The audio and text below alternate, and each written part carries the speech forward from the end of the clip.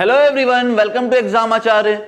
मैं आप लोग के लिए इस सीरीज का 5th वीडियो लेके आया हूं। इससे पहले हम लोगों ने 4 वीडियो में अलग अलग सब्जेक्ट्स के सॉल्यूशन देखे थे। कौन से एग्जाम के बेटा? Assistant engineer civil class 2 advertisement number 120 2021 का। इसके 4 वीडियोस में ऑलमोस्ट हमने 5 सब्जेक्ट अभी तक कवर कर चुके हैं। सबसे पहला जो वीडियो था हमारा, उसमें हमने कौन सब्जेक्ट कवर किए थे बेटा? Environmental engineering and CPM. अगला जो वीडियो था उसमें हमने सर्वेइंग कवर किया था। नेक्स्ट वीडियो में हमने स्ट्रक्चरल एनालिसिस कवर किया था एंड लास्ट वीडियो में हमने building material and construction cover किया था। नाउ अगर अभी तक आपको ये सीरीज पसंद आ रही है तो हमारे इस चैनल को सब्सक्राइब करिए, वीडियो को लाइक करिए, बेल बटन को हिट करिए। नाउ आज हम लोग क्या देखने वाले हैं? आज हम लोग सॉल्यूशन देखने वाले हैं। किसका बेटा? आरसीसी एंड स्टील का।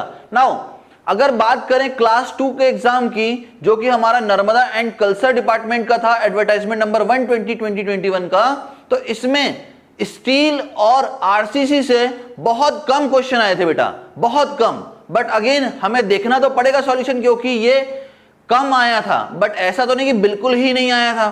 तो जितना भी आया उसको डिस्कस करते हैं। आज का वीडियो थोड़ा छोटा रहेगा आप लोग के लिए, बट अगेन इफेक्टिव रहेगा। नाउ स्टार्ट करते हैं हम लोग हमारे पहले क्वेश्चन से, जो जीपीएससी ने हमसे पूछा था।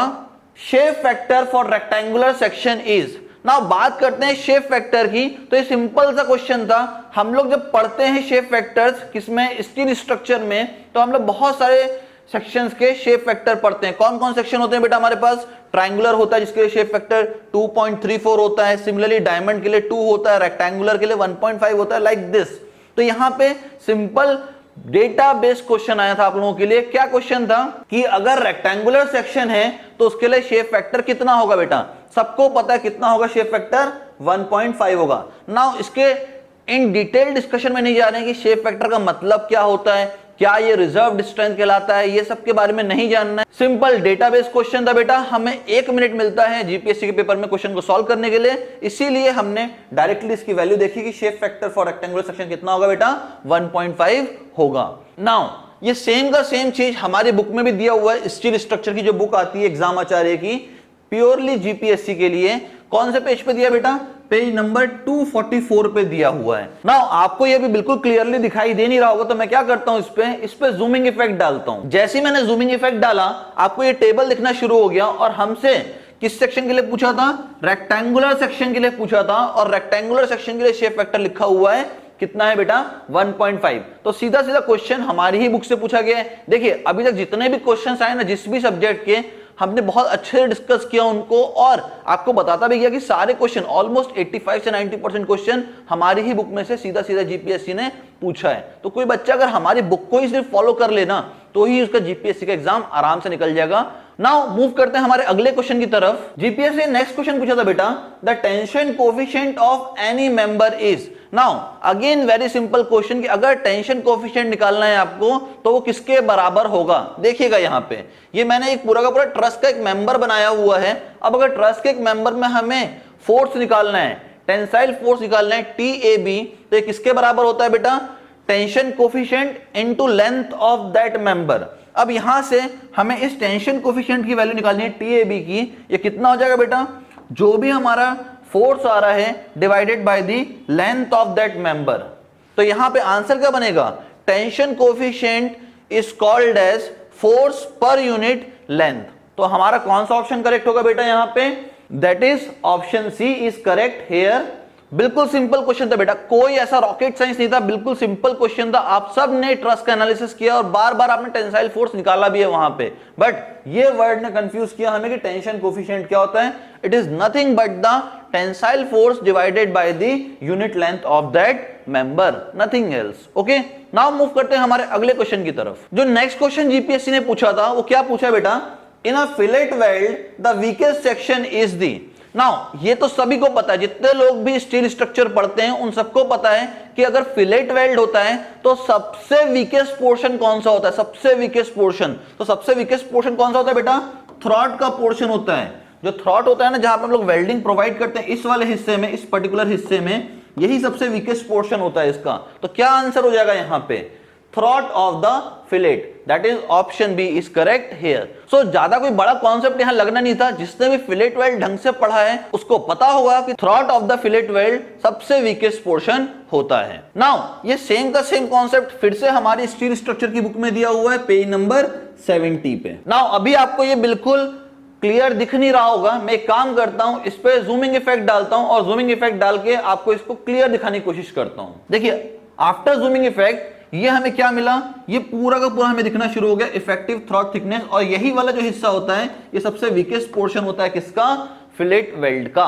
ओके, नाउ मूव करते हैं नेक्स्ट क्वेश्चन की तरफ। नेक्स्ट क्वेश्चन बोलता है a beam is said to be of uniform strength if the, अगर हम कहते हैं कि एक बीम है उसमें यूनिफॉर्म स्ट्रेंथ है थ्रू आउट, तो उसका मतलब क्या होता है बेटा, उसका मतलब क्या होता है। तो देखिएगा आप सबके लिए छोटा सा कॉन्सेप्ट लिखा है कि अगर बीम यूनिफॉर्म स्ट्रेंथ की है तो यहां पे क्या होगा, a beam is said to be of uniform strength if the maximum bending stress is constant across the varying section। इसका मतलब क्या है, बेंडिंग स्ट्रेस क्या होगा बेटा, कांस्टेंट होगा या सेम होगा थ्रू आउट। तो यहां पे कौन सा ऑप्शन करेक्ट है, यहां पे that is bending stress is same throughout the beam, option C is correct here. Simple question था, सिंपल। अगर बेंडिंग स्ट्रेस कांस्टेंट हो जाए, क्योंकि बीम जो हम जनरली सब्जेक्ट करते हैं किस में करते हैं बेटा, वो बेंडिंग में करते हैं हम लोग, और अगर बेंडिंग में सब्जेक्ट कर रहे हैं तो अगर उसका bending stress through out constant हो जाता है तो वो यूनिफॉर्म स्ट्रेंथ की बीम मानी जाती है। Okay, so option C is correct here. Now move करते हैं हमारे अगले क्वेश्चन की तरफ जो जीपीएससी ने हमसे पूछा है, when a rectangular beam is loaded transversely the maximum compressive stress develops on. देखिए बेटा, अगर किसी बीम को हम लोग लोड कर रहे हैं कैसा, ट्रांसवर्सली, तो आप सबको पता होगा अगर ऐसा बीम के ऊपर लोडिंग आ रहा है तो क्या करेगा ये बीम में टॉप पे कंप्रेशन आएगा और बॉटम में टेंशन आएगा। अब आप सबको पता है कि कंप्रेसिव स्ट्रेस टॉप पे मैक्सिमम होती है, टेंसाइल स्ट्रेस बॉटम पे मैक्सिमम होती है, और बीच में इनका मैग्नीट्यूड धीरे धीरे कंप्रेसिव स्ट्रेस से कम होता जाता है, और जीरो कहां पहुंचता है, न्यूट्रल एक्सिस पे इसका स्ट्रेस वेरिएशन टोटल जीरो हो जाता है, क्योंकि कंप्रेसिव स्ट्रेस से टेंशन में कन्वर्ट हो रहा होता है। इसीलिए न्यूट्रल एक्सिस पे टोटल स्ट्रेस कितना होता है, जीरो होता है। तो बात करते हैं यहां पे कि अगर एक रेक्टेंगुलर बीम है जिसको ट्रांसवर्सली लोड किया गया है तो मैक्सिमम कंप्रेसिव स्ट्रेस कहां डेवलप होगा, तो सीधी सी बात है भैया, टॉप फाइबर पे डेवलप होगा, that is option B is correct here. Now move करते हैं अगले क्वेश्चन की तरफ। Now again very simple question जो जीपीएससी ने हमसे पूछा है, क्या web crippling is caused bye.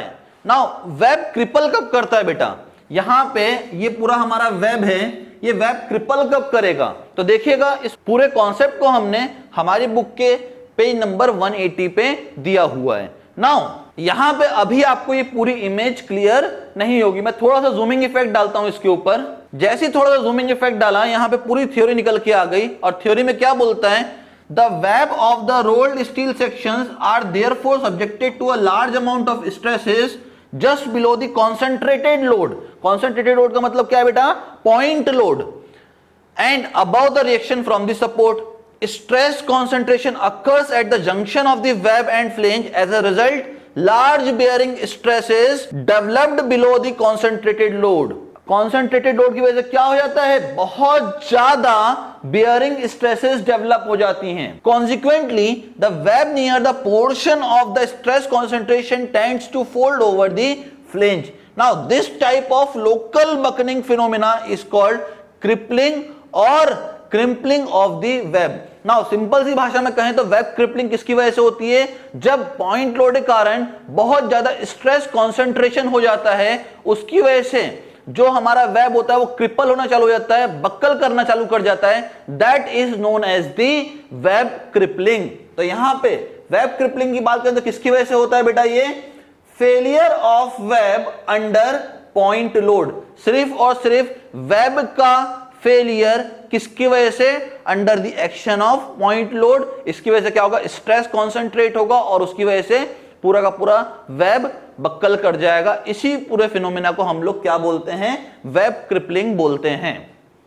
तो आपसे टोटल 6 क्वेश्चन पूछे गए थे from RCC and steel. Maximum question steel से ही थे, थोड़े बहुत क्वेश्चन आरसीसी से थे. तो आरसीसी और स्टील का पोर्शन जीपीएससी क्लास 2 के एग्जाम में बहुत कम पूछा गया था, बट अगेन पूछा तो गया था और हमें डिस्कस भी करना था।